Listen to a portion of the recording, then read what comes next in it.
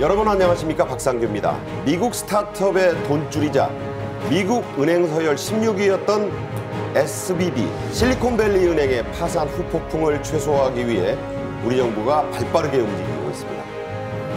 내용으로 물론이고 포장지까지 그대로 베낀다는 중국의 짝퉁 악목에 시달리는 국내 식품업계도 적극적인 대응에 나서고 있습니다. 오늘 생방송 정책인 이슈는 이 두 주제를 중점적으로 다루겠습니다. 정치학 박사인 김연주 시사평론가, 여론조사 전문가인 배종찬 인사이트K 연구소장과 함께하겠습니다. 어서 오십시오. 안녕하세요. 네. 미국 벤처 스타트업계의 자금원이었던 실리콘밸리 은행이 예금 인출 사태가 난 지 단 이틀 만에 파산했습니다. 우리 증시와 금융시장도 파산 이틀 뒤인 오늘부터는 후폭풍에 휘말리는 모습인데요. 먼저 영상으로 만나보겠습니다.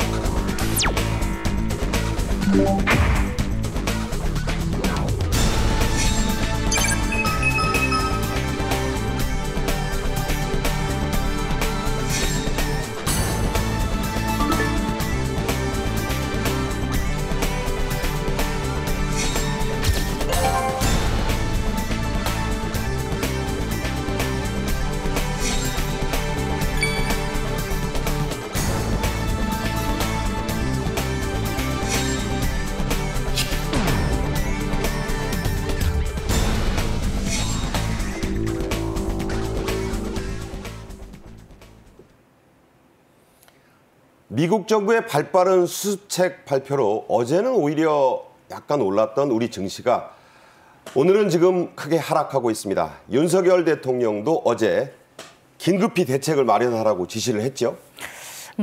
세계 경제의 중심이라고 할 수 있는 미국에서 어떤 일이 벌어지게 되면 그 여파가 전 세계에 미치는 것을 지난 2008년 리먼 사태 때 그렇죠. 재채기만 해도 온 세계가 다 몸살을 앓을 정도의 그런 아주 큰 후폭풍이 있었는데요. 그렇습니다. 이번에 그 실리콘밸리 뱅크 SVB가 이제 파산하게 됨으로써 이것이 과연 우리나라에는 어떤 영향을 미치게 될 것인가? 네. 당연히 대통령으로서 걱정할 수밖에 없었겠죠. 그래서 이제 어제 수석 비서관 회의가 있었는데 과연 이 이 사태가 우리 금융시장이나 실물 경제에 어떠한 영향이 있을 것인가에 대해서 이제 면밀히 점검하라라는 이제 지시를 내렸습니다. 그러자 이제 정부와 또 한국은행 등 경제 관련 부처에서는 또 이에 대해서 아주 신속한 지금 대처를 하고 있는데요.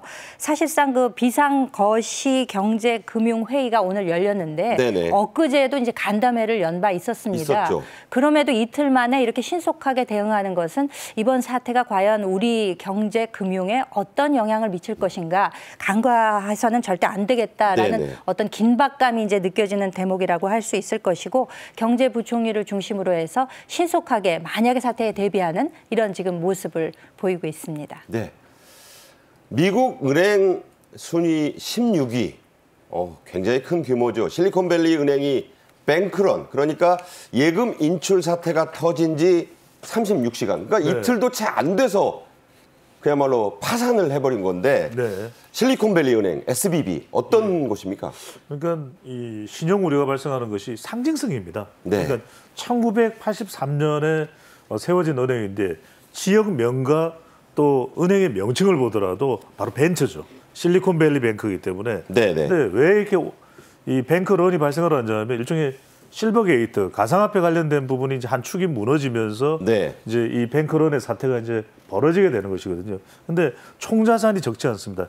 우리 돈으로 276조 정도 되거든요. 예, 276조 5천억 원 정확히는. 네. 그러다 보니까 우리가 이름만 들어도 알만한 우버나 또는 에어비앤비나 트위터 등을 육성하는데 상당히 관련이 돼 있습니다. 네네. 그러다 보니까 이게 미국에서 우리가 기술 관련 좋아하면 다우존스죠. 이쪽도 영향을 미칠 정도로 실제 이것이 미치는 실질적인 파장보다는 네. 상징적인 파장이 상당히 크다 이렇게 봐야 되겠죠. 네.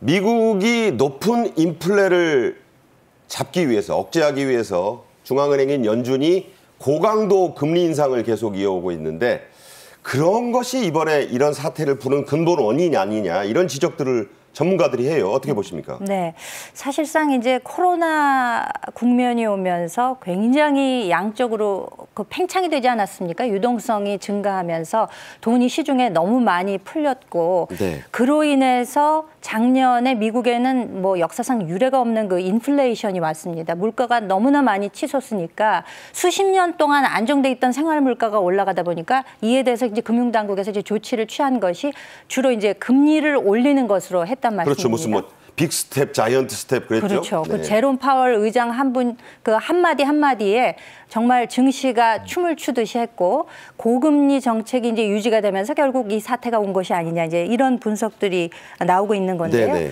사실상 이 SNS 상에서 뭔가 이 위기감이 좀 확산되었던 것을 월스트리트 저널이 이미 보도를 한 바가 있습니다. 이게 네. 상당히 심리적인 요소가 있는 것인데 이런 분위기가 좀 확산을 하면서 굉장히 불안감이 확산이 됐고 이것이 이제 뱅크런 사태로 나왔는데 채 이 은행이 파산하는 데 걸리는 시간이 짧게는 뭐 하루, 그러니까 36시간밖에 걸리지 않았다는 그렇죠. 거예요. 완전히 문 닫는데 뭐 이틀도 안 걸린 거예요. 그렇죠. 내 돈이 저 은행에 있는데 저 은행이 파산을 해? 이렇게 되면은 돈을 뭐 요즘엔 다 스마트 뱅킹으로 하게 되기 때문에 은행 창구에 가지 않아도 그냥 핸드폰만 들게 되면은 거기서 그냥 돈들이 다 인출이 돼 버리니까 그렇죠. 하루아침에 무너지게 되는 이런 결말이 결국에는 고금리 정책으로 인한 부작용이 아닌가 네네. 이런 진단이 나오고 있는 것이죠. 네. 그래서 일각에서는 지난 2008년이죠. 리만 브라더스발 글로벌 금융위기 이게 정말 악몽이었는데 이게 재현될 수도 있다. 이번 사태로 인해서. 자, 물론 아직은 뭐 현실화되지 않고 있는데 우리 금융당국 전문가들은 어떻게 보고 있어요? 뭐 시스템 전이까지로는 예상하지 않습니다. 그런데도 선제적 대응을 해야 되느니 아까도 말씀드렸잖아요. 상징적인 역량. 미국 연준은 계속해서 이제 긴축 스탠스를 유지하고 있으니까 그런 상황에서 작은 은행들은 위험해지는 것이거든요. 그러니까 무슨 말이냐면 뱅크런이 되면 뭐 골드만삭스나 JP모건은 오히려 이럴 때 더 좋을 수도 있습니다. 네. 그런 안정된 것이 자금이 오히려 큰 은행 쪽으로 올 수 있으니까 대형은행 그렇죠. 쪽으로. 근데 이제 소형은행 쪽이 어려워지게 되면 이게 결과적으로는 기술주나 기술 관련 테크 산업 쪽으로 이제 전파가 되겠죠. 그러다 보니까 한국은행과 정부에서는 시스템 리스크 전이 가능성 이른바 2008년 금융위기는 아니다. 네. 그렇게 보고 있고요. 하지만 이제 해외 이 투자은행에서 볼 때는 은행권 전체의 전이 가능성은 낮은데 상징적으로 계속 이제 증시에 영향을 줄 수 있죠. 또 미국 연준이 이 기준금리를 오는 이제 22일 결정을 할 텐데 과연 0.5냐, 0.25냐, 빅이냐, 베이비냐. 일각에서는 뭐 동결 얘기도 나와요. 글쎄, 근데 워낙 이제 미국 연준은 제가 오늘까지도 월스트리트나 이런 내용들을 보니까 아직은 매파 쪽에 강력한 스탠스가 있어서 그건 좀 더 지켜봐야 될 것 같습니다. 네. 자, 이런 상황 속에 실리콘밸리 은행은 이름 그 자체 방금 배 평론가도 말씀하셨습니다만 벤처 스타트업에 특화가 돼 있는 은행이다 보니까 우리나라의 벤처 스타트업계도 아무래도 위축된다. 심리적인 위축은 불가피한 게 아니냐 이런 해석들을 내놓고 있습니다. 어떻게 보시는지. 지난번에 이제 우리가 국내 부동산 시장도 이제 심리다 이런 이야기를 이제 한 적이 있는데 네네. 경제에서는 상당히 심리적인 영향을 배제할 수는 없을 것 같습니다. 그래서 어제 그 옐런 미 재무장관도 나와가지고 이 여파가 네네. 컨테이전이라는 단어를 쓰더라고요. 다른 그 은행에 전염이죠, 그러니까. 그렇죠. 오염시키는 것을 방지할 수 있다라는 뜻으로 이제 이야기를 했는데 그러니까 이게 심리적 여파인 것이거든요. 예. 미국에서의 이런 스타트업 빅테크 기업들의 영향이 있다면은 우리도 이제 뭐 세계 경제가 이제 뭐 한 몸처럼 움직이는 연동 그 시대를 살고 있기 때문에 네네. 심리적으로 위축되는 것은 정말 좀 불가피하지 않는가. 그렇다면 이런 것이 악영향을 미치지 않도록 하기 위해서 어떤 조치를 이제 취해야 되는 것이겠죠. 네. 이 SVB 사태가 국내의 벤처 투자 시장을 심리적으로 위축하지 않도록 하기 위해서 이제 정부가 단단히 대책을 세우고 있고 또 24시간 비상 체제를 풀 가동한다고 하니까 뭐 그렇게 크게 염려할 사안은 아니지만 그럼에도 불구하고 네네. 만반의 대책을 세워야 되겠죠. 그렇습니다. 바이든 미국 대통령이 실리콘밸리 은행의 모든 예금은 안전하게 돌려드리겠다. 이렇게 진정시키긴 했지만요.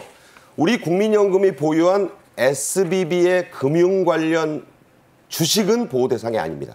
그래서 지난 연말 기준으로 이게 10만 주나 된다고 하는데 네. 이거 회수할 가능성이 있는 거예요?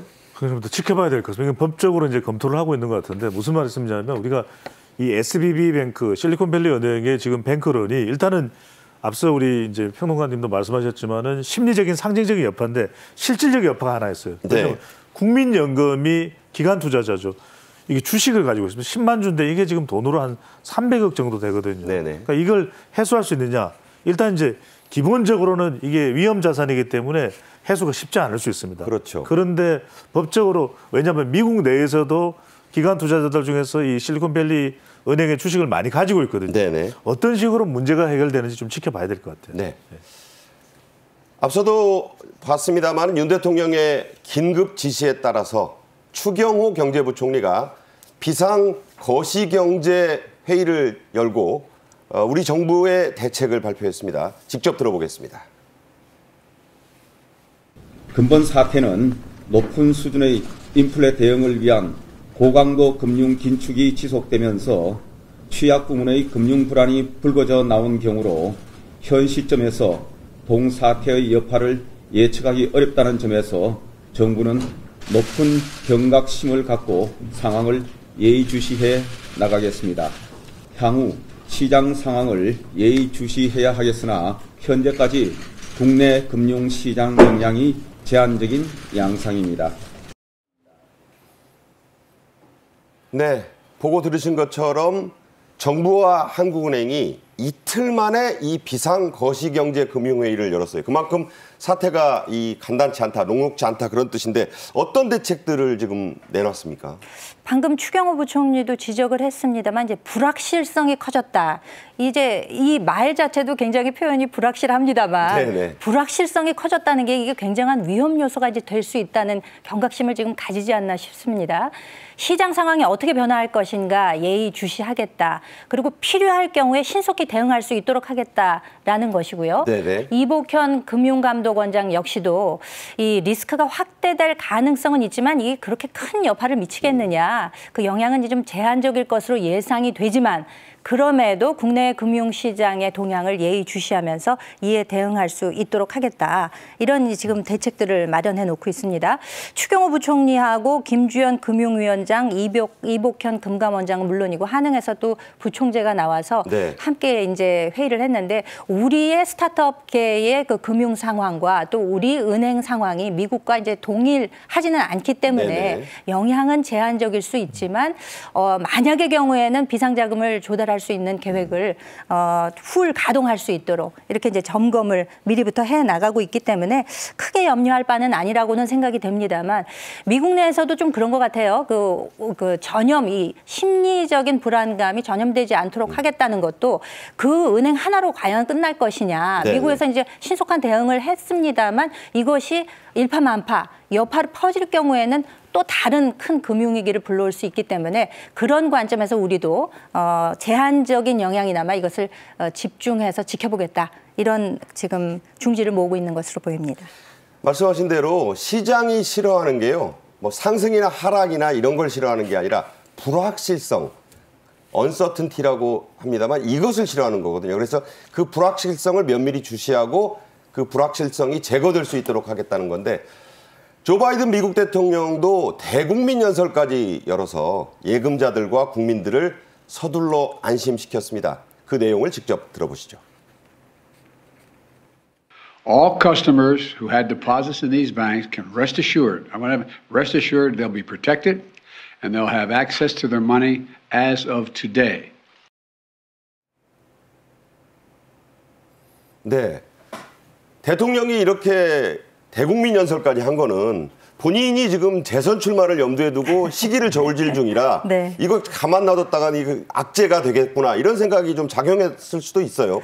정치적으로는 뭐 그런 판단이 분명히 있을 수 있겠습니다만 사실상 2008년 리먼 사태 때 그 교훈이 이제 아마 남아있는 게 아닌가 싶어요. 네. 그때 정말 아뜨거하면서 미국 경제에 어떻게 보면 붕괴 위기까지 가고 전 세계가 정말 골치를 앓지 않았습니까? 엄청났죠. 예. 네. 그러니까 이제 지금 여기서 초기 화재 진압을 해야 이것이 이제 들불처럼 번지지 않도록 하겠다라고 해서 지금 바이든 대통령이 상당히 아주 강경하게 이야기를 네. 한 것이 Our banking system is safe. Your deposits are safe라고 얘기를 했거든요. 그러니까 세이프란 말을 두 번이나 한 거예요. 그렇죠. 우리 이제 금융 시스템이 안전하다. 안정적이고 당신 은행에 맡겨놓은 돈 우리가 다 보전을 해주겠다. 그렇죠. 예금 다 돌려준다. 네네. 걱정 마라 이런 얘기죠. 안전하다. 네네. 그러니까 뭐 더 이상 불안감 확산하지 않아도 된다.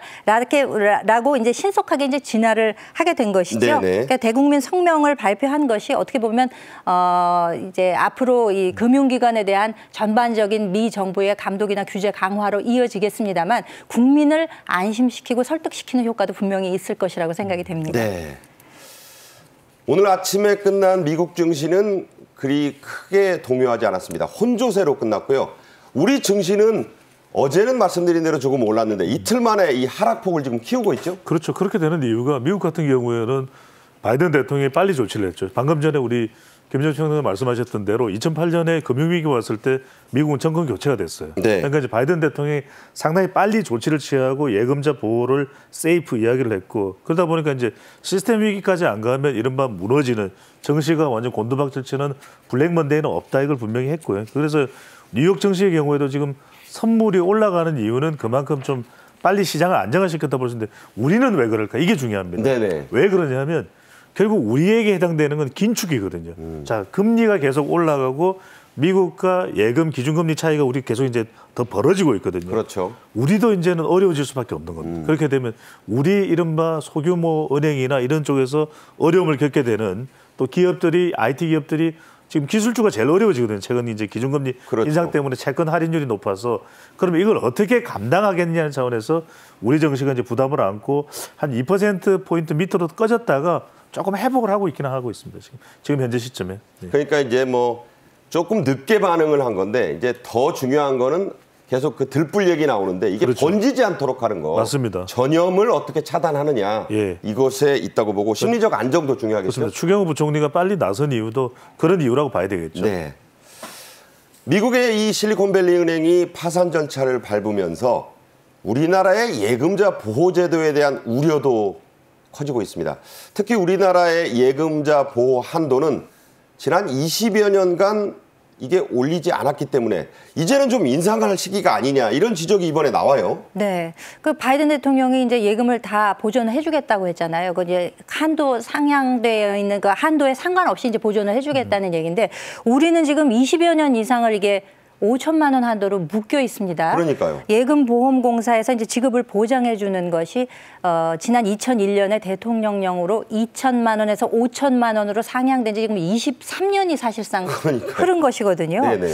근데 이게 사실상 이것을 상향하는 것에 대해서 뭐 어떤 제도든지 변화를 시키게 되면 다 장단점이 있습니다만 지금 우리 경제 규모나 이런 걸 비교해보 선진국들과 비교해 볼 때도 좀 지나치게 낮고 너무 그동안 좀 정체되어 있던 것이 아니냐라는 지적이 지금 많이 나오고 있습니다. 네. 미국과 같은 경우는 우리 금액 기준으로 하면 3억 2천만 원까지 이제 보장을 해주고요. 굉장히 많이 해주는 거예요. 네, 독일은 1억 3천만 원 정도.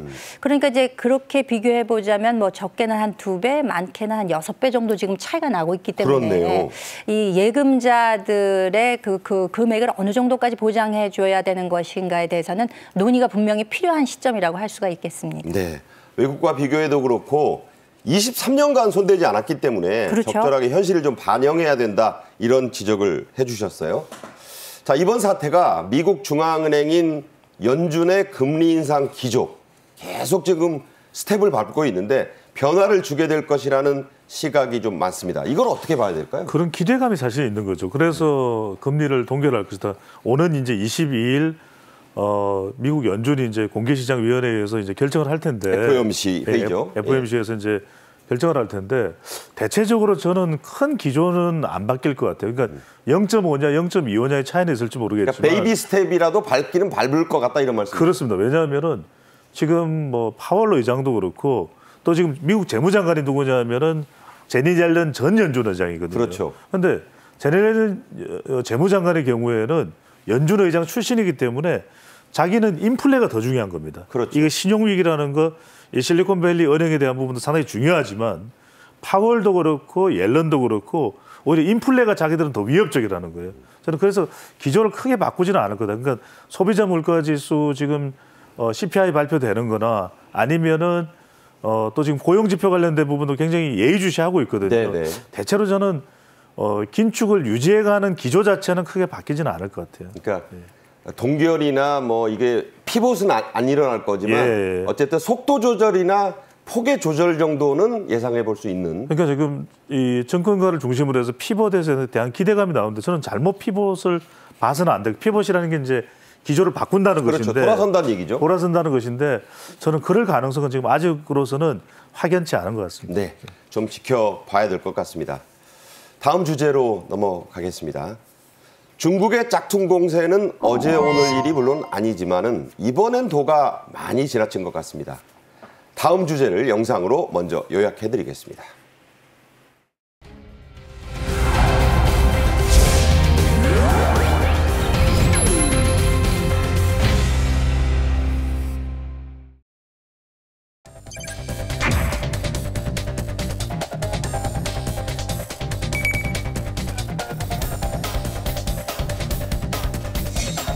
최근 한류 등에 힘입어 K브랜드 위상이 높아지면서 국내 상표 위조 모방에 따른 피해가 크게 증가하고 있습니다.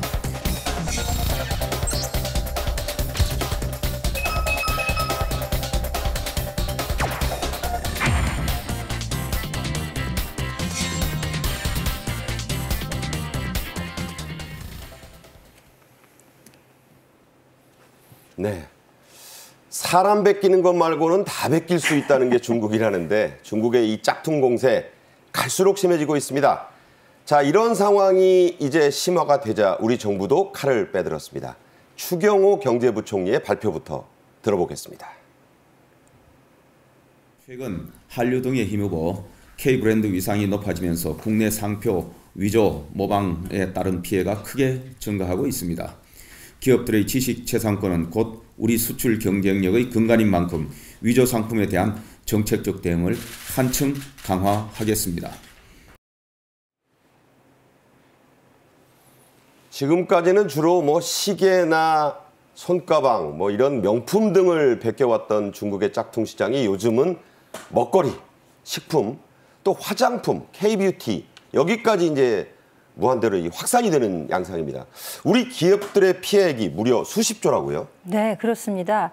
그러니까 기존에 이제 짝퉁이라고 하면은 뭐 사실 얼마 전까지만 해도 그 해외 명품 브랜드 말씀하셨다시피 그런 데서 나오는 그 짝퉁 시장이 이제 형성이 돼 있어가지고 우리나라에서도 이제 그 소비층이 있었거든요. 그렇죠. 이제 그런데 그 짝퉁의 폐해 양상이 이제 좀 바뀌었다고 볼 수가 있습니다. 우리 경제가 또 우리 기업들이 급성장하면서 세계 시장에 미치는 영향이 커지다 보니까 네네. 이제 우리가 이제 주 피해 대상이 되어버린 것이죠.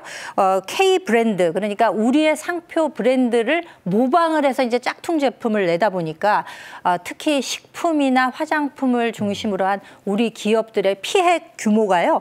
22조 원에 이른다는 것입니다. 저도 놀랐습니다. 저도 깜짝 놀랐어요. 네네. 그래서 정부에서 이제 단속을 적극 나서야 된다라는 이야기가 나오는 것이고 사실상 이 상품이나 브랜드나 이런 것들이 이제 지적 재산권 범위에 이제 포함되는 것이기 때문에 어떻게 보면 우리 수출 경쟁력과도 직접적인 연관이 있기 때문에 이것을 더욱더 집중적인 단속을 해야 된다. 지금 이런 지적들이 나오고 있는 것입니다. 저기 보면 까르띠에 뭐 이 인증서까지도 위조를 해놓고요. 신발에 뭐 시계는 물론이고 손가방은 네. 거의 매장을 차릴 정도로. 그렇죠. 예. 그리고 뭐 그 한때 짝퉁 명품 짝퉁 시장이 유행을 했을 때는 그것도 A급, B급이 있어요. 그러니까요. 그래서 가격대가 다르게 형성되어 있을 그런 정도였는데 이제는 우리 기업들이 이렇게 피해를 보고 있다니까 이거 빨리 어떻게 좀 조치가 이루어져야 되지 않을까 싶습니다. 네. 중국에는요, 이 짝퉁만을 전문적으로 파는 대형 쇼핑몰이 있는데 여기를 산채라고 부릅니다. 산채가 어디냐면 수오지 양산박에 나오는 산적들의 소굴이 산채인데 그럴 정도로 엄청나다는 얘기죠. 자, 이렇게 짝퉁의 손해액이 커지니까 일자리를 잃는 사람들도 많이 나오는데 그 수가 적지 않다죠. 엄청납니다. 뭐 네. 3만 명 이상 일자리를 잃은 결과로 나타나고 있는데 문제는 뭐냐면 돈도 돈이지만 산업 자체가 없어져 버리죠. 네. 그러니까 우리의 고유 브랜드로 생산을 해오던 업종인데 어느 날 갑자기 중국에서 짝퉁이 생기는 겁니다. 네. 그러면 가격 차이가 워낙 나기 때문에 뭐 수출길도 사실은 소비할 수 있을 만한 시장 자체가 사라져 버리는 거죠. 그렇죠. 그러니까 이게 정말 뭐 난감한 정도의 수준이 아니라 어이가 없는 것이죠. 왜 기껏 연구 투자해서 생산을 해냈더니 중국에서는 짝퉁을 만들어서 소비자들이 이거 너무 싼데 한국제 같아 이러면서 사버리는 거죠. 그러니까요. 그러다 보면 그 관련된 산업 자체가 완전히 거들나는 그런 일자리가 지금까지 3만 개 이상의 일자리 손실이 있는 겁니다. 네. 그 일자리만 3만 개지만 거기에 연관된 분들까지 생각하면 수십만 명이 피해를 본다. 그럼요. 이렇게 볼 가족들까지 생각하면요. 그러니까요. 그 결과 우리나라가 OECD가 발표한 위조 상품 피해 무역국 10위 안에 들었습니다. 이거 뭐 영광스럽지 않은 자리죠. 대체 예. 몇 위를 한 겁니까? 그러니까요. 위조 상품 피해국이라는 건 뭐냐면 다른 나라에서 우리 브랜드를 베껴서 이 카피 제품을 만들어내서 피해를 입은 것인데 1위는 이제 미국이죠. 미국제를 제일 많이 베껴서 위조하겠죠. 2위가 프랑스인데 우리가 8위예요. 그러니까 3위는 독일이고 앞 나온 데 더 말씀드리면 4위가 이탈리아, 5위가 덴마크, 6위가 스위스, 7위가 일본, 8위가 우리나라입니다. 그러니까 무슨 말씀이냐면 아까 우리 김현정 평론가께서 굉장히 중요한 말씀을 하셨는데 한때는 우리가 60년대, 70년대 고도성장할 때는 우리도 외국 디자인을 많이 연구했어요. 네. 근데 이제는 우리가 피해를 받는 국가 중에서도 탑10, 10위 안에 들어가는 건데 이거는 우리로서는 상당히 불명예스러울 수밖에 없는 거죠. 왜냐하면 이 피해가 고스란히 우리 경제에 끼치는 타격이 되는 것이거든요. 근데 심지어는 우리 피해가 영국이나 스페인보다도 많다. 그러니까 9위가 영국 2%, 10위가 스페인 1%예요. 그러니까요. 일본이 2.5%인데 우리나라가 2%니까 비슷해요. 뭐 비슷합니다. 그러니까요. 이게 엄청난 타격이기 때문에 문제는 뭐냐면 이따가도 말씀드리겠지만 이런 것이 구제가 되느냐 굉장히 법적으로도 어렵습니다. 네네. 색출해내기도 어렵거든요. 그것을 어떻게 하느냐가 너무 중요한 것이죠. 네. 앞서도 저희가 말씀을 나눴지만 최근 중국의 짝퉁 시장에서 크게 이 몸집을 키우고 있는 게 바로 식품입니다.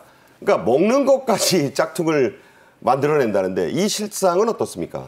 그러니까 이제 우리 식품이 그 한때는 그 K푸드 또 K 요리 이렇게 그렇죠. 해가지고 이제 외국에 많이 이제 홍보 활동을 하고자 했었는데 지금은 이게 우리 K 컬처와 이렇게 연관이 되면서 네네. 드라마에서 소개되고 이러다 보니까 이게 많이 알려지다 보니까 지금 한 예가 나오고 있지 않습니까? 불닭볶음면도 똑같아요. 나오고 네. 그러니까 심지어는 그 디자인까지 똑같이 카피를 하고 있거든요. 포장지가 보십시오. 저게 구별이 한자로만 쓰여 있다 뿐이지 모르겠어요. 그러니까 그 지역 특화되게 하기 위해서 수출 상품도 이제 저 정도의 이제 변형은 있기 때문에 네네. 이게 정말 오리지널 제품인지 이 다시다 보고는 네. 저는 깜짝 놀랐습니다. 저 아주 비슷해요. 저 사나이라고 한국 우리 말로 이 이름까지 해놨어요. 네. 그러니까 뭐 라면부터 시작해서 수산물인 뭐 미역, 조미료, 소금, 간장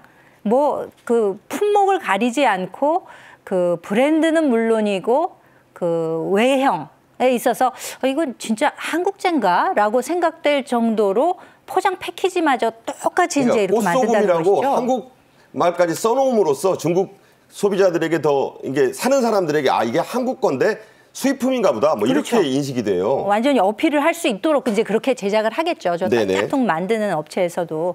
근데 이제 이게 소비품이고 가격 단가가 높지 않다 보니까 이게 얼마나 피해가 있겠어라고 생각을 할 수 있지만 네네. 오히려 그렇기 때문에 많은 사람들이 또 선택을 하지 않습니까? 그렇죠. 그러니까 우리 피해 규모가 22조 원에 이른다는 것이기 때문에 이거 분명히 무슨 대책이 반드시 필요하다. 거기다가 우리 그 상표 디자인까지 도용하는 것은 뭐 지적재산권 분야에 분명히 포함되는 그렇죠, 것이기 때문에 아무래도. 이거 어떻게 좀 대책을 세워야 될지 정말 난감한 지경입니다. 네.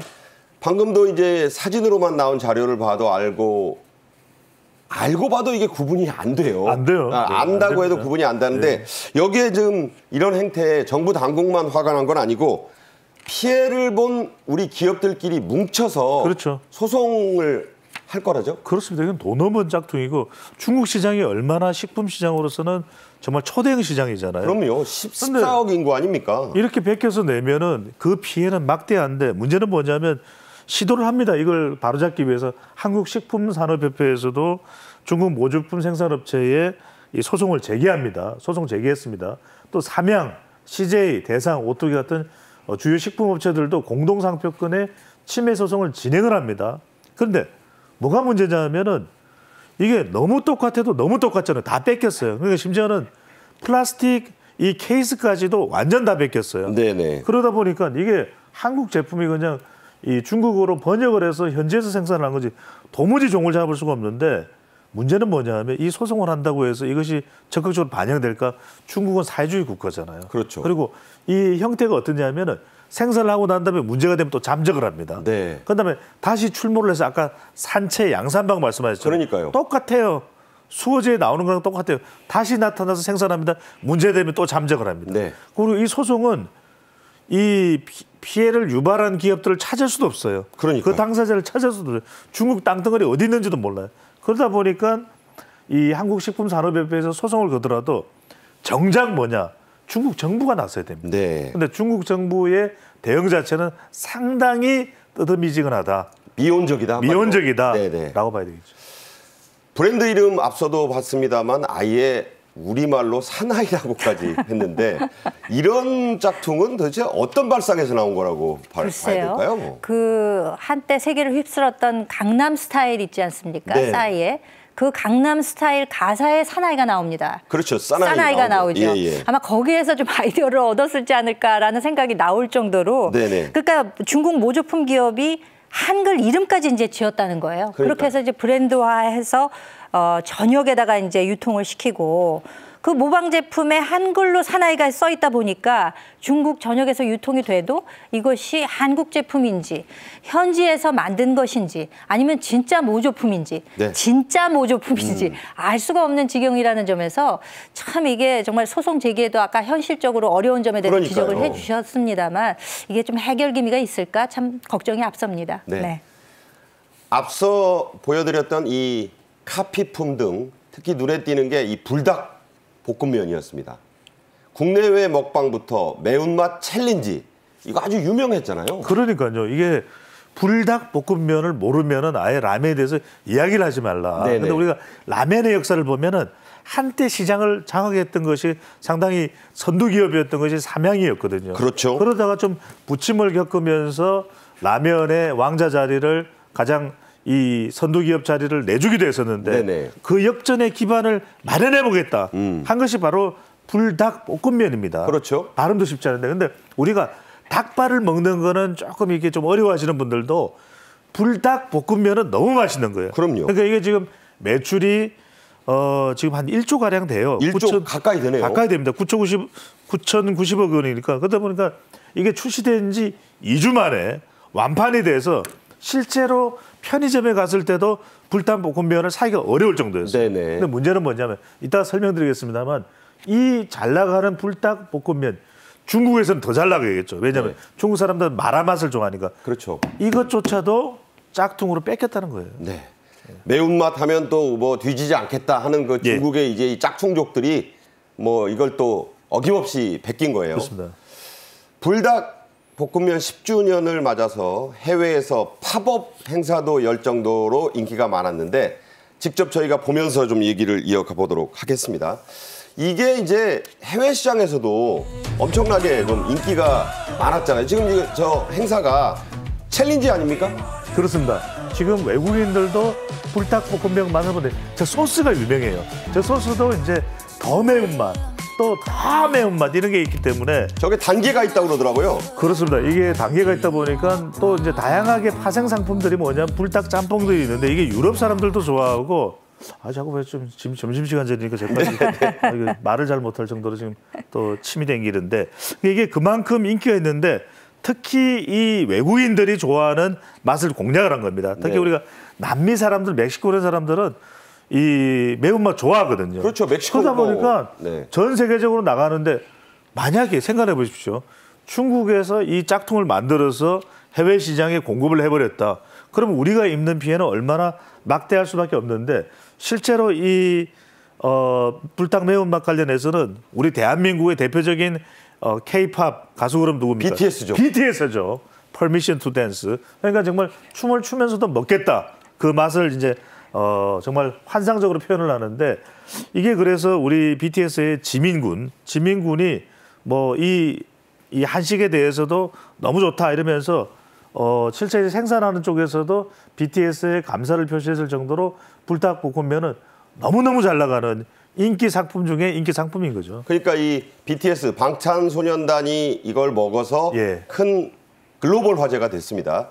삼양식품의 부회장까지 감사함을 직접 표시한 거죠. 그렇죠. 그러니까 이게 웬만하면은 사실은 뭔가 모델로 나왔다든지 실제 매출에 기여하는 역할을 했다면은 또 이제 그 직접적인 감사도 있겠지만 이제 이 BTS가 먹으면서 전 세계 팬들이 아미 팬들이 얼마입니까? 몇 명입니까? 이게 관심을 기울일 수밖에 없거든요. 네네. 자연스럽게 홍보가 되면서 삼양식품으로서는 이번에 우리가 정말 제대로 된 히트 상품이 나왔다. 우리의 앞으로의 이 모든 전사적인 이 역량을 불닭 볶음면에 집중을 하겠다. 네네. 라고 할 정도의 그 정도 수준에까지 인기를 모으고 있는 제품인 거죠. 네. 단순히 이런 식품에만 짝퉁이 있는 것은 아닙니다. 앞서도 말씀드렸지만 K-뷰티라 불리는 우리 화장품 등을 비롯해서 모방이라면은 우리가 생각나는 게 바로 우리가 당연히 원조인 김치가 있어요. 근데 김치를 이제 일본에서는 한때 이걸 기무치라고도 했지만 중국도 자기네가 김치가 이거 뭐 김치 공정이란 말까지 나오고 있지 않습니까? 그렇죠. 그 중국의 유명 유튜버들이 한복 비슷한 거를 입고요. 네. 직접 김치를 만드는 거를 보여주면서 거기다 파오차이라고 이제 얘기를 하는 거거든요. 그러니까요. 그렇게 되면은 이거 뭐 진짜 아이덴티티 문제까지 나올 수 있을 정도의 그런 지금 일들을 벌이고 있는 건데 이것도 참 큰 문제가 아닐 수 없고 사실상 우리 김치하고 중국 거하고는 완전히 다른 거거든요. 저도 먹어봤는데 파오차이하고 김치는 아주 다른 거예요. 그렇죠. 우리는 이게 발효과학이 들어가는 것이고 거기 특별한 양념이 들어가는 네네. 것이고 이름 자체가 이제 브랜드화 되다시피 해서 이제 김치라는 것이 있는데 이걸 또 이제 자기네 거라고 이제 우기고 있는 지금 그런 지경이고 그리고 또 유럽의 일부 마트에서는 그 PB 상품이라고 하죠. 자체 네네. 브랜드에서 이제 내놓는 상품들에서 김치인데 내용물은 김치인데 거기다가 이제 차이니스라는 그 브랜드에다가 그 상표에다가 그런 이름을 넣는 거예요. 네네. 그러니까 잘 모르고서 이제 그럴 수도 있는 것이지만 그렇게 하다 보니까 이게 중국 건가 하는 그런 생각을 심어줄 수도 있는 그러니까요. 것이거든요. 그러니까 이런 점들도 좀 점검을 해봐야 되지 않을까. 참 여러 가지 면에서 좀 이렇게 아주 단단하게 좀 다져야 할 부분들이 있는 것 같습니다. 그러니까요. 네. 최근 유행하는 마라탕에 대한 원조 논란을 보노라면요. 이게 적반하장이란 거. 그건 이제 중국에서 나온 말인데 중국 누리꾼들이 오히려 이렇게 말합니다. 김치에 이어 우리 걸 뺏어가려 한다. 이게 적반하장 아닌가요? 아, 그러니까요. 복장 터질 일이죠. 적반하장이죠. 적반하장 이상이죠. 초적반하장이죠. 네네. 왜냐하면 아니 김치는 중국 누리꾼들이 이렇게 이야기를 해요. 김치는 중국 건데 마라탕을 한국이 뺏어가려고 한다. 말이 됩니까? 말이 안 되죠. 한국이 마라탕을 한국의 음식이라고 세계 문화유산에 등재하려고 한다니까 한국 누리꾼들이 어이가 없어서 사실 말이 안 나오죠. 저도 말이 안 나오는데 분노 격앙된 한국 누리꾼들이 야 마라탕 줘도 안 해. 우리 걸로 안 해. 이렇게 이야기를 합니다. 그런데 문제는 뭐냐면 중국이 지금 하고 있는 여러 가지 태도를 보면 이게 정말 억장이 무너지고 분기가 탱천하는 건데 네네. 왜 그러냐면 지금 한복도 중국 문화지. 그다음에 김치는 아까 말씀드렸고 판소리도 중국의 소리야. 네. 여기까지는 그래도 짜증이 나도 들어줄 수는 있어요. 근데 뭐라고 이야기했냐. 중국의 한 게임 회사가 이순신 장군이 중국 문화다. 중국 아니 그래서 이제는 제 헤어스타일도 중국 거라 그럴 것 같아요. 네. 자, 김치뿐만이 아닙니다. 앞서 배평론가도 잠깐 얘기했지만 우리의 의상이잖아요. 한복에서도 원조 논란을 일으켜서 한복도 자기 거라고 하는데 물론 이제 일부 중국의 소수민족 가운데 조선족이 있긴 합니다만은 그거와는 다른 논쟁이죠, 이건? 그렇죠. 우리의 전통 의상이죠, 한복은. 근데 이제 네가 왜 거기서 나와? 이게 이제 최초 등장했던 것이 지난 베이징 올림픽 때 그 소수민족을 상징해서 여러 그 대표하는 민족들의 전통 의상을 입고 나왔죠. 예, 성화 붙이는 과정. 거기에 보니까 머리를 닦고 한복을 입고 나온 우리 여성으로 보이니까 우리 소수민족으로서 조선족의 아마 여성으로. 네, 예. 대표에서 나왔다고는 하지만 그럼에도 한복을 마치 자신들의 전통인 것처럼 이렇게 국제적인 행사에서 이렇게 내놓는 것을 보고 많은 분들이 굉장히 이제 분개를 했었는데 뭐 한푸라고 발음을 하면서 한복의 원조가 이제 자기네들에서 비롯됐다라고 지금 이야기를 하고 있고 중국 네티즌들도 아주 공공연하게 이제 이런 이야기들을 하고 있는 것이 얼마 전에 그 홍천기라는 드라마가 있었거든요. 그렇죠. SBS에서. 근데 이게 어떤 특정 시기나 특정 국가를 상정한 것이 아니라 가상의 나라를 상정해서 그렇습니다. 만든 판타지 사극이었었는데 여기에서 나온 것을 보고 한복이 이제 자기네들 거다 이렇게 주장하는 어떤 구실을 삼은 거죠. 그러니까요. 예, 그리고 그 게임에서도 그 아이템이라고 하죠. 거기에 파는 것에 한복이라는 아이템을 이제 넣어가지고 네네. 마치 자신들의 전통인 것처럼 이렇게 이제 포장을 하고 있는데 정말 적반하장이 아닐 수가 없습니다. 네, 참 이 적반하장이란 말이 오늘 많이 나옵니다. 이런 짝퉁 위조품 문제를 해결하기 위해서 우리 정부의 대책이 나왔는데 직접 한번 들어보고 이야기 이어가겠습니다. 위조 상품이 빈번하게 발생하는 업종별 협단체를 중심으로 K브랜드 민간 공동 대응 협의체를 신설 운영하고 외교부, 문체부 등과 협력을 확대하면서 해외 특허관과 IP데스크를 통해 현지에서의 지원 체계를 강화하겠습니다. 위조 상품 차단 및 정보 제공 등 책임을 강화하기 위한 법 제도 개선도 추진해 나가겠습니다. 네.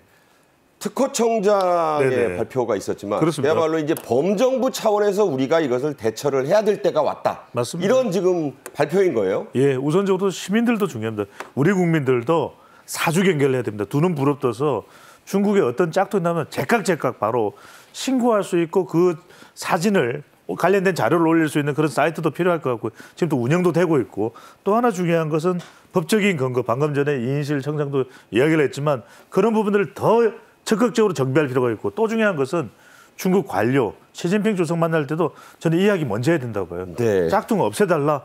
이거는 중국이 대국이라면 이거 해서는 안 된다라는 거 중요하고 저는 해외의 이런 시선들을 우리가 모아야 됩니다. 그러니까 유네스코나 유엔에서도 짝퉁 방지 대책을 세우자. 우리나라가 더 주도해 가면서 중국이 아니 불닭볶음면 먹는 것까지 왜 그래? 네. 이런 부분에 대해서 더 적극적으로 강조를 해야 되겠죠. 소비자분들께서 생각하셔야 될 게 짝퉁은 다른 모든 사람을 속일 수 있다지만 자기 자신을 속이지 못하기 때문에 가치가 없다. 이런 말도 한번 새겨보셨으면 좋겠습니다. 오늘 두 번째 주제에 대한 말씀은 여기까지 나누도록 하겠습니다. 김현주 시사평론가, 배종찬 인사이트K 연구소장과 함께했습니다. 잘 들었습니다. 감사합니다. 네. 오늘 저희 생방송 정책인 이슈가 준비한 소식 여기까지입니다. 시청해주신 여러분 고맙습니다.